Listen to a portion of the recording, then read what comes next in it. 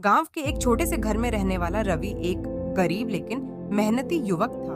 उसके माता पिता किसान थे और उनकी आर्थिक स्थिति बहुत खराब थी। रवि का सपना था कि वह एक बड़ा व्यापारी बने और अपने माता पिता को गरीबी से बाहर निकाले, लेकिन हालात उसके पक्ष में नहीं थे। रवि ने कई छोटे मोटे व्यापार करने की कोशिश की, लेकिन हर बार उसे असफलता ही मिली। कभी पैसे डूब गए, कभी लोग उसे धोखा दे गए, तो कभी हालात ने उसका साथ नहीं दिया।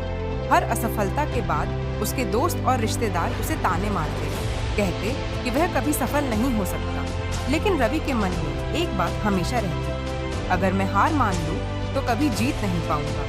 एक दिन उसने अपने गांव में जैविक खेती से जुड़े उत्पाद बेचने का विचार किया। उसने बैंक से लोन लिया और किसानों से जैविक उत्पाद खरीदे, लेकिन शुरुआती दिनों में उसे ज्यादा ग्राहक नहीं मिले।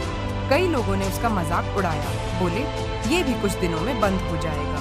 रवि निराश तो हुआ, लेकिन उसने हार नहीं मानी। उसने अपने उत्पादों की गुणवत्ता सुधारने और उन्हें शहरों तक पहुंचाने के नए तरीके खोजने शुरू किए।